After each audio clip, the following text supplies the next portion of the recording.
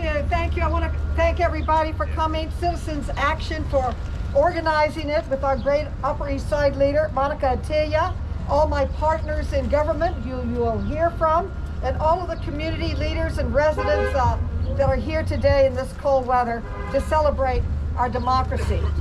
Earlier today, the President of the United States spoke to the country on the anniversary of January 6th. And among the things that he said, as a president, you can't just be a patriot when you win the election. You can't just be a patriot when you win the election. You have to also honor the institutions of our government and honor the person who won, which is not what happened on January 6th. Not only was it an insurrection of our capital that day, but since then, there's been the big lie that Mr. Trump says is that President Biden didn't win. But the only big lie is coming from President Trump when he is really violating the truth of this election. On January 6th, when the rioters attacked the Capitol, I was not terrified for my life. I was terrified for our democracy.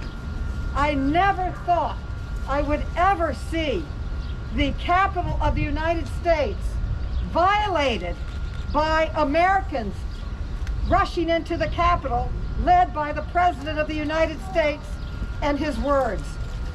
Ever since 9/11, every congressperson, every staff person has riot gear in their office, ready for some other assault. I never thought I would use it. And I never thought I would need it. But on that day, it was out and ready to be used.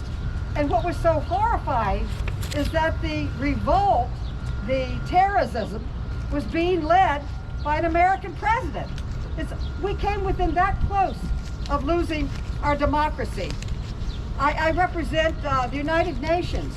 So in my district, there are many leaders from foreign countries. And when they talk to me, they tell me what they most admire about America is the peaceful transfer of power. Think about it. So many countries don't have it. I never thought I would see it in our country. Only once has our capital been violated. That was in 1812, and that was an invasion. It was a war, a complete war. These were rioters. We were doing our work that day. We were certifying the election of President Biden, who won with over 7 million votes, undisputed. It went to court 60 times on the city, state, and federal level. Allegations against the election. In every single case, 60 times it was affirmed by our court, our independent court system, that President Biden won that election. And as we were certifying the votes, the rioters started coming into the chamber. And I was back in my office. We were told to go back because of COVID to watch the proceedings on the floor, which was a debate between Arizona and Pennsylvania and others that were contesting electoral votes. And you saw desks and everything being pushed up against the doors to keep people out. It was horrifying. In my office, I can see the Capitol. So I could see the rioters leaving the rally, coming up, going around the Capitol, going up the steps, and trying to get into the Capitol. They came back around the side and started getting in through the side door. We all know what happened. But a question that remains is, what do we do about it? But on that day, 5 people were killed, 140 police officers were injured, and the president didn't stop there. He kept saying it was an illegal election. And they started audits in various states to see whether or not the election was fair and honest. So they started an audit in Arizona, which they said should go to every state. And they raised $5 million from dark sources. We can't even figure out where the money came from to conduct this audit of this, quote, stolen election.